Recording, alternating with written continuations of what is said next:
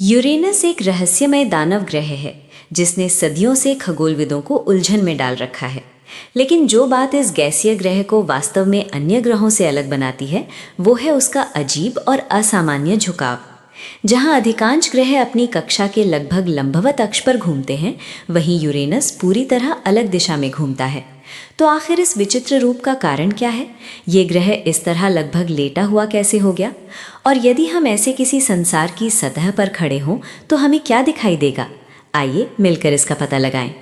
Uranus सूर्य से 7वां ग्रह ब्रह्मांड में एक अनोखा पिंड है और अनगिनत चुटकुलों का विषय भी रहा है।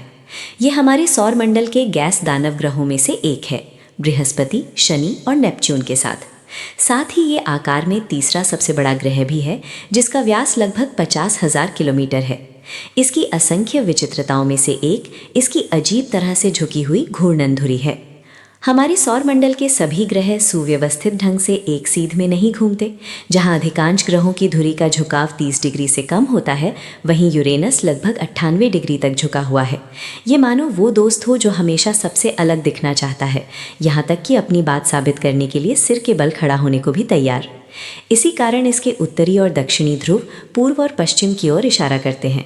ऐसा लगता है जैसे ये ग्रह आलसी हो गया हो, एक तरफ लुढ़क कर लेट गया हो और झपकी लेने का फैसला कर लिया हो। तो आखिर यूरेनस इतना अधिक झुका हुआ क्यों है? वैज्ञानिकों ने कभी माना था कि इसका कारण किसी विशाल टक्कर में छिपा है।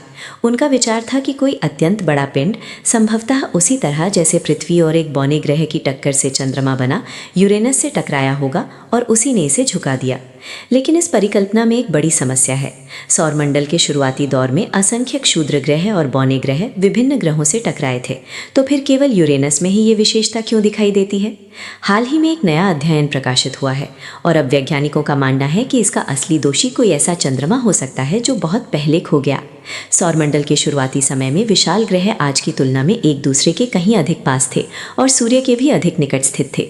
लेकिन फिर किसी घटना ने यूरेनस और नेपच्यून सौरमंडल में सबसे दूर तक प्रवास कर गए, मानो वे सूर्य की कठोर निगरानी से बचने की कोशिश कर रहे हों। प्रत्येक विशाल ग्रह के चारों ओर चंद्रमाओं का एक पूरा समूह घूमता है और इस अव्यवस्थित प्रवास के दौरान वे लगातार प्रभावित और अस्त व्यस्त होते रहे। कुछ ग्रहों ने अपने चंद्रमा खो दिए, जबकि कुछ अन्य ग्रहों ने नए चंद्रमाओं को अपने साथ जोड़ लिया।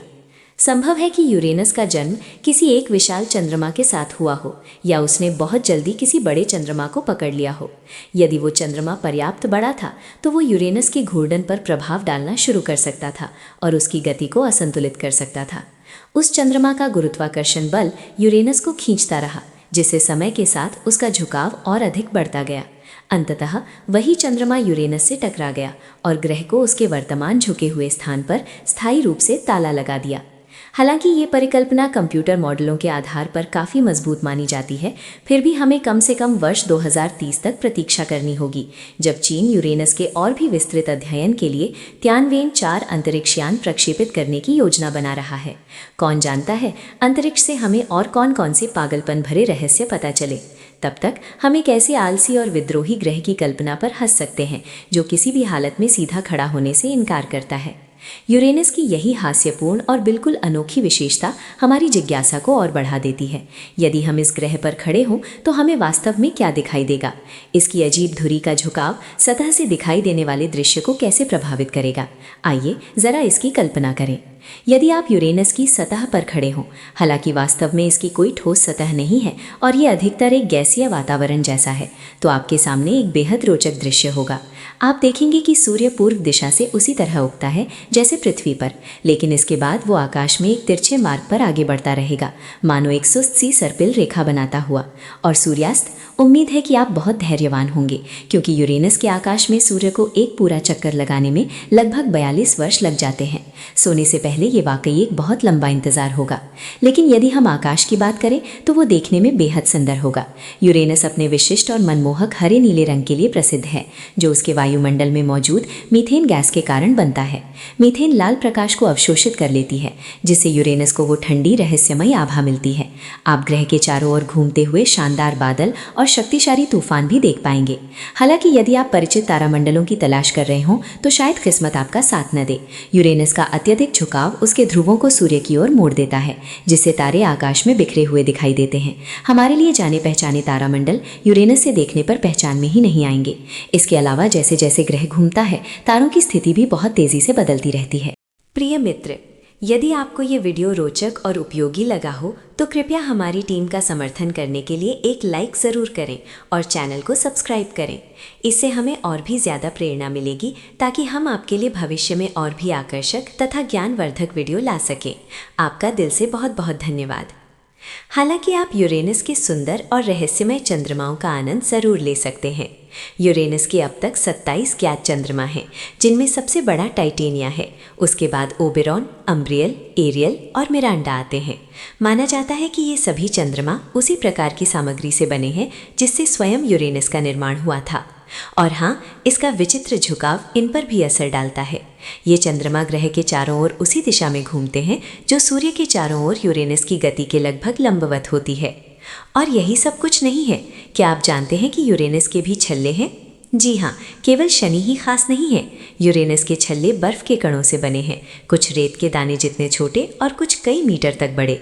ये छल्ले शनि के छल्लों की तुलना में कहीं अधिक पतले, संकरे और बेहद गहरे रंग के हैं। वास्तव में वे इतने काले हैं कि लगभग कोई रोशनी परावर्तित नहीं करते। इसी कारण पृथ्वी से इन्हें देख पाना बेहद कठिन होता है। लेकिन यदि आप यूरेनस के पास होते तो इन्हें आकाश में स्पष्ट रूप से देख सकते। अब सवाल ये है, क्या आप इन सभी अद्भुत दृश्यों पर ध्यान केंद्रित कर पाएंगे? क्योंकि यूरेनस अत्यंत ठंडा है और संभव है कि यही एकमात्र चीज़ हो जिसके बारे में आप सोच पाएं। यहाँ तापमान -215 डिग्री सेल्सियस तक गिर सकता है। ऐसे सफ़र के लिए आपको कई गर्म कपड़े साथ रखने पड़ेंगे। इसका कारण ये है कि यूरेनस सूर्य से बहुत दूर स्थित है और इसका वायुमंडल मुख्यतः हाइड्रोजन और हीलियम से बना है। ये न केवल हमारे सौरमंडल का सबसे ठंडा ग्रह है, बल्कि इसके अत्यधिक झुकाव के कारण यहाँ की सर्दियाँ भी बेहद लंबी होती हैं। यूरेनस पर एक मौसम 20 साल से भी अधिक समय तक चल सकता है।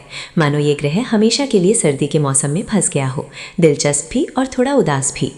और अगर ये ठंड भी कम लगे तो जान लीजिए कि यूरेनस अपनी अत्यंत शक्तिशाली हवाओं के लिए भी प्रसिद्ध है। वास्तव में यहाँ हवाएं 580 किलोमीटर प्रति घंटे की रफ्तार से चल सकती हैं। इसलिए अगर आप वहाँ होते तो आपको किसी चीज़ को मजबूती से पकड़ना पड़ता या हवा से बचाने वाला विशेष सूट पहनना पड़ता, वरना आप पत्ते की तरह उड़ सकते थे। अंत में यूरेनस का चुंबकीय क्षेत्र भी उसके घूर्णन अक्ष से लगभग 59 डिग्री झुका हुआ है। इससे कई रोचक प्रभाव उत्पन्न होते हैं, जिनमें सबसे सुंदर है वहाँ दिखाई देने वाली भव्य ऑरोरा, बिल्कुल पृथ्वी के उत्तरी और दक्षिणी ध्रुवीय प्रकाशों की तरह। लेकिन यूरेनस पर ये रोशनियाँ ध्रुवों के बजाय ग्रह के भूमध्य रेखा के पास दिखाई देती हैं। कितना अनोखा है ना? ये प्रकाश प्रदर्शन इतना शानदार होता है कि अनुभवी अंतरिक्ष यात्रियों को भी ठहर कर इसे निहारने पर मजबूर कर दे। हालांकि यही बात अंतरिक्ष यानों के लिए यूरेनस के आसपास नेविगेशन को और कठिन बना देती है। इसका असंतुलित चुंबकीय क्षेत्र अंतरिक्ष यानों की कक्षा को प्रभावित कर सकता है, जिससे इस ग्रह की खोज और भी चुनौतीपूर्ण हो जाती है। लेकिन कौन जानता है, भविष्य में शायद ये चुनौती आसान हो जाए। संक्षेप में कहें तो यूरेनस पर खड़ा होना एक बेहद ठंडा, अस्थिर लेकिन अद्भुत अनुभव होगा और ये निश्चित रूप से किसी पार्क में टहलने जैसा साधारण नहीं होगा। अगली बार जब आप रात के आसमान की ओर देखें तो इस सुंदर बर्फीले ग्रह के बारे में ज़रूर सोचिए और याद रखिए कि इस विशाल ब्रह्मांड में हमेशा कुछ न कुछ नया और रोमांचक खोजने के लिए मौजूद रहता है। आज के लिए बस इतना ही। तो अगर आपकी जिज्ञासा अब शांत हो चुकी है, वीडियो के अंत तक देखने के लिए आपका बहुत बहुत धन्यवाद। अगर आपको विज्ञान, अंतरिक्ष की खोज और ब्रह्मांड के रहस्य पसंद है तो कृपया वीडियो को लाइक करें और चैनल को सब्सक्राइब करें, ताकि हमें आपके लिए और भी रोचक कंटेंट बनाने की प्रेरणा मिल सके। नमस्कार और अगली वीडियो में फिर मुलाकात होगी।